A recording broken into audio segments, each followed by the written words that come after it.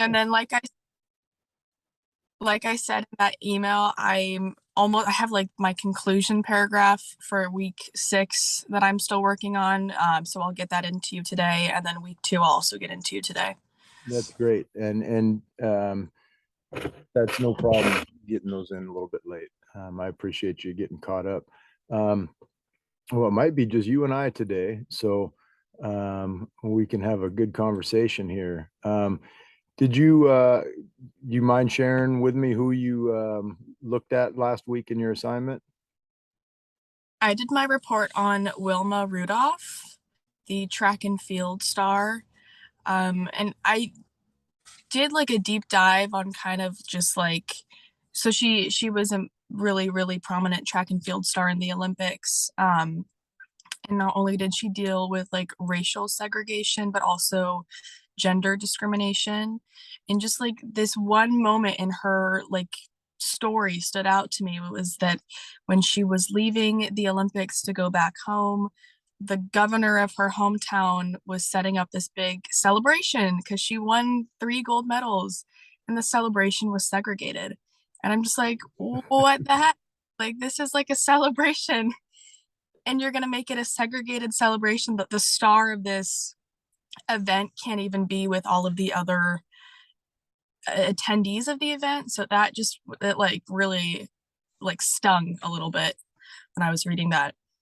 Yeah, it's hard to believe that some people now and in history have these beliefs or these just the way they think, and it's so, I mean, it's just so outside of my mind to think that that would be okay, and it's just amazing. It's really embarrassing, when you look at um, how many people in our country probably still feel that way, which is really sad too. Um, if you ever, I'm a fan of Trevor Noah and The Daily Show. I don't know if you ever watched that show, but there's a guy that comes on there named Jordan Klepper, and he goes around to different states. It's a comedy sketch, but he interviews people at different political rallies, and it's scary, um, to think that that is a huge portion of our country that think and act that way. And so when we hear these stories, sometimes it just makes you wonder, like, what the heck. You know, I was able to do a deep dive into an athlete that I'd never heard of this week, as well as I was looking at female athletes from the past. But your pick of Wilma Rudolph, she's awesome, and just what an amazing person. One of the things that I always found interesting with some of those early pioneers was, um, when they came back, it was just like business as usual. They maybe had a little bit of 15 minutes of fame when they were home, but they still couldn't get jobs or buy houses in red line districts, and outside of those districts, and qualify for loans from banks. And it was just unbelievable. And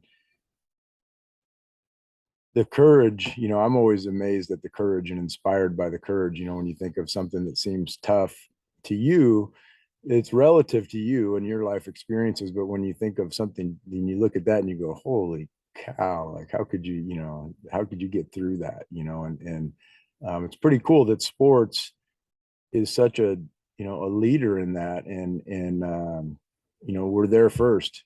There's no segregated Olympic team. And so we go over there and represent our whole country, and then have to come home and still be segregated. It's uh, yeah, she's awesome. Any other takeaways from her that you found inspiring or interesting? This was just like another really interesting story about her. But when she was, I think it was 4, she had paralysis that was caused by polio. And all of the doctors told her that she was never going to walk again. And then she ends up becoming this like incredible running star. It just like that was kind of interesting. And almost she pushed past like those early onset boundaries that were placed upon her and just like completely excelled.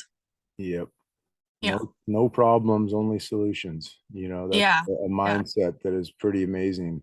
And if you're able to live that way, it's a very optimistic way to live, and so Mm, sometimes you go through things, and I'm sure you've had adversity in your life as we all have. And people sometimes say, oh my God, how did you get through that? And sometimes when you're in that moment, it's really the only option you have, is to get through it. And you get through it, and you don't really think of it being courageous at the time. It's just mm, something and so I'm wondering, maybe some of those early pioneers, they didn't know any different. They were just going to keep showing up to practice and do the best they could. And but I'm sure they had some strong people in their lives that were helping them and helping inspire them, and great examples.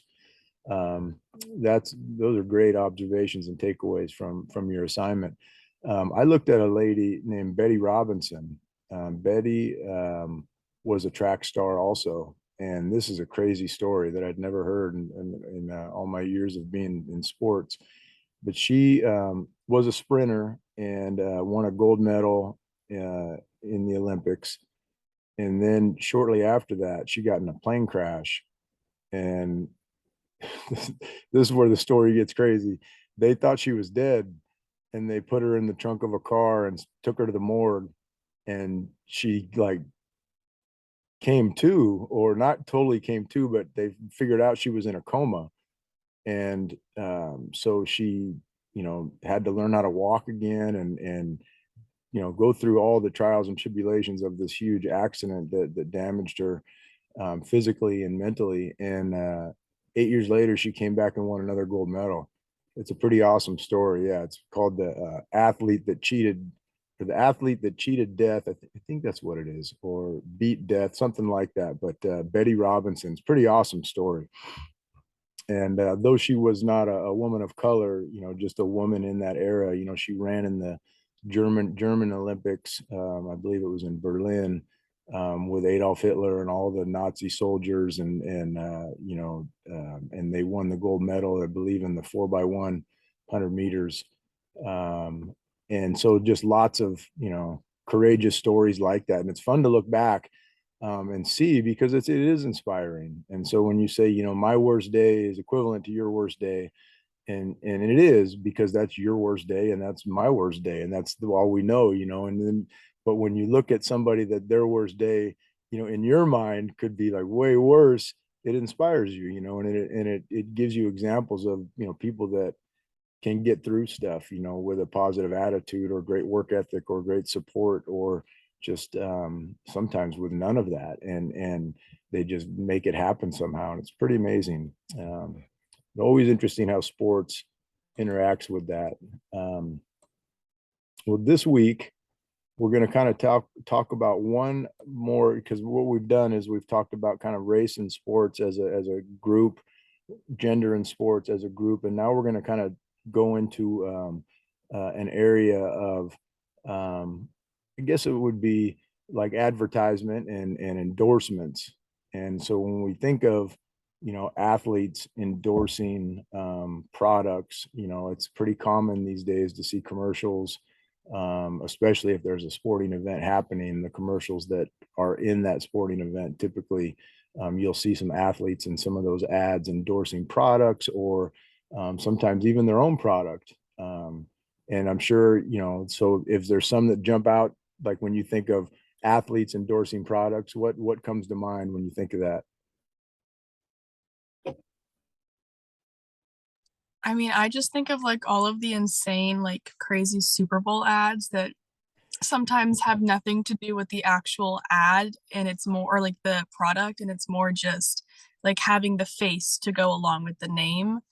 I think of just a lot of, I can't think of anyone specific, but just famous athletes or maybe just stars in general who are promoting an like a product, and really the advertisement has nothing to do with the product. It's more just linking that star to the product name, and then like when you think of the product, you think of your favorite basketball player, and it makes you want to buy the product. But I can't think of any specifics. Well, one of the big ones that happened in my lifetime was Michael Jordan. And back in the days, we would see a couple commercials here and there um, of with athletes, and sometimes they would show up in movies once in a while. But when Michael Jordan came on the scene, there was this like just barrage of Jordan and the commercials, I want to be like Mike. I mean, they had a song, I want to be like Mike, and so his shoes and his clothing and had such an influence on um fashion even, when back when I was young, nobody really wore sweatsuits or yoga pants or athletic gear as normal apparel, like we do nowadays. And a lot of that is attributed to the sport, and I would say even just Michael Jordan. Now you have multiple athletes that have their own shoes.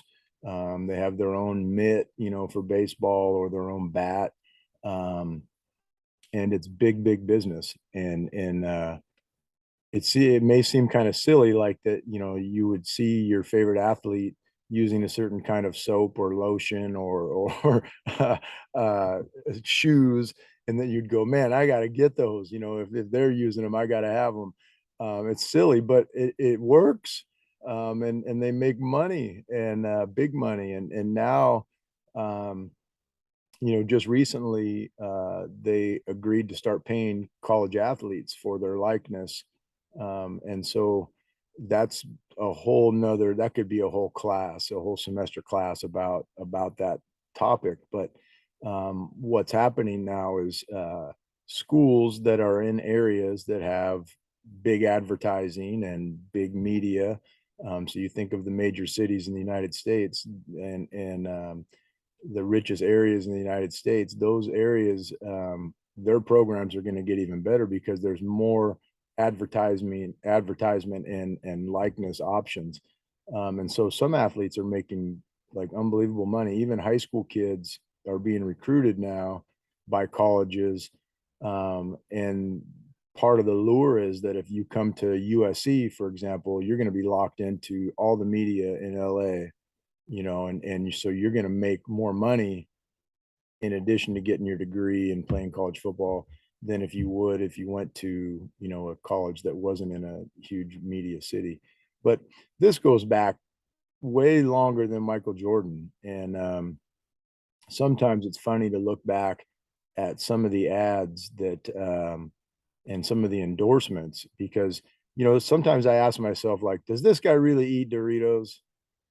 Come on, is this guy really using this hair gel or this, you see the all the different ads for different things, and I would say uh, probably not in a lot of cases, um, but the general public sees that and they associate the two, just like you said, and that's how it works. And so what I want to do just for a second, I'm going to show you some ads that might surprise you, some old ones. And let's see. So how about all these ads? Look at all the athletes smoking cigarettes. Is that these are hilarious. So we could go to, look at this one. More doctors smoke Camels than any other cigarettes. And then you've got, all the different major players,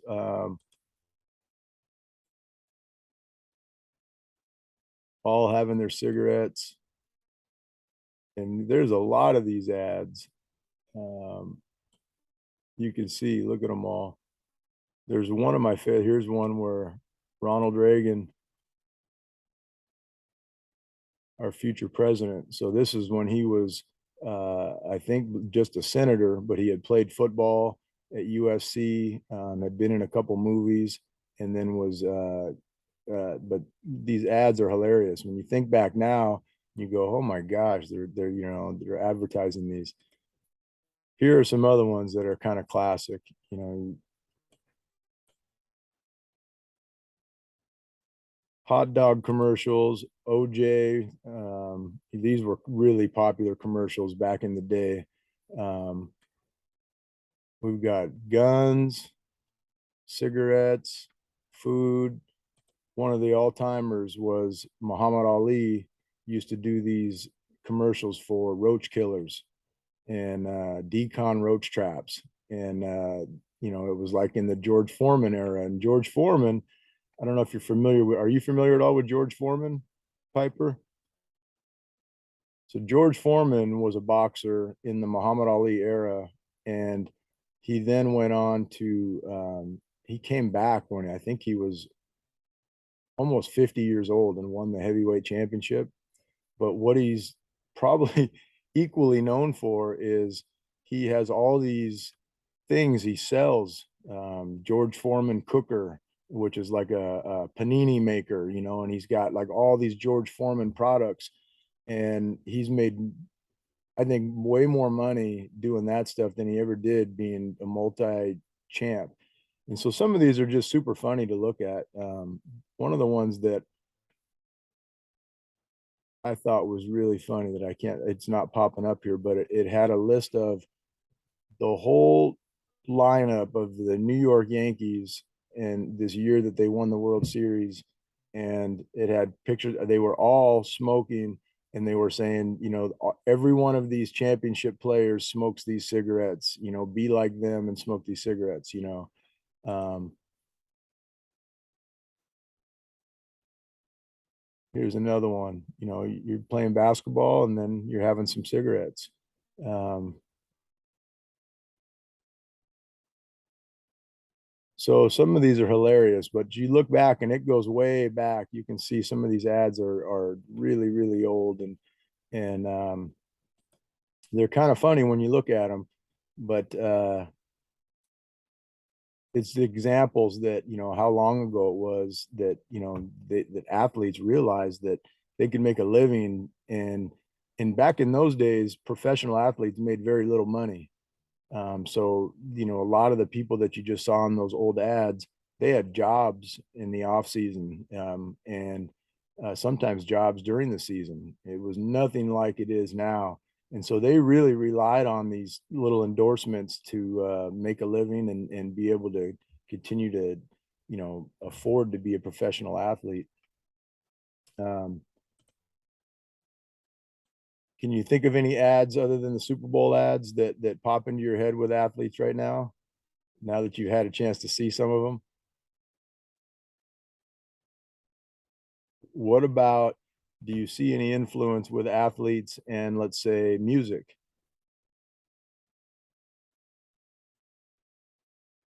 You're on mute, Piper. Sorry, I didn't know if you knew that. I can't think of it right now. Is there one that's super popular Not in TV? necessarily one, but Mm, the point is that sports is, you see now, like, um, once in a while there'll be athletes on albums, or even like Shaquille O'Neal became a rapper, late in mhm, his career. Arguably good or bad, that's a whole nother subject. But they get into music and they start using their access, and it's neat to see mm, whether they're good or bad. What's neat for me to see from a perspective of this class is that, it just, you get a little crack in the system to where somebody can get influence, and they do it through sports, and then it opens up all these doors for them. And now it's hard to find a sports commentator that wasn't an athlete. mm. We've got athletes on the Today Show. Michael Strahan is hosting game shows. We have the Watt brothers hosting a game show.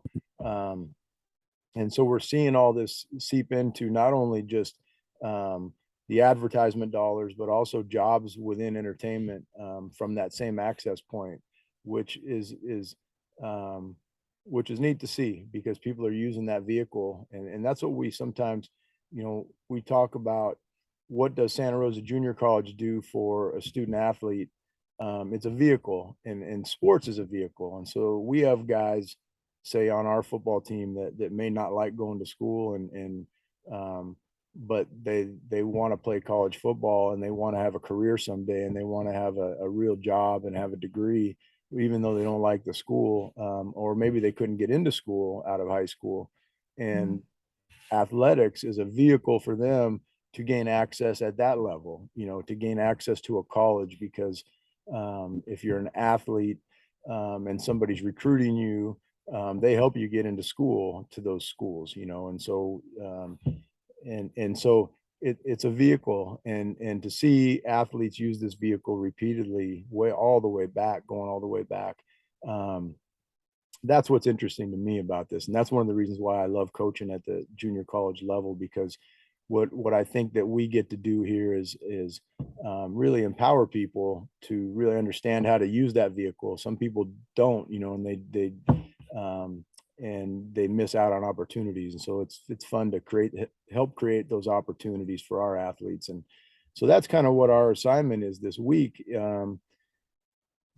We're going to start moving into the products we buy, and so what I want you guys to, and endorsements, and what I want you to do, and other people watching this video, is to go back and find an athlete, and see if, and you could even use Wilma Rudolph and see if she had any sports endorsements, since you're familiar with her already.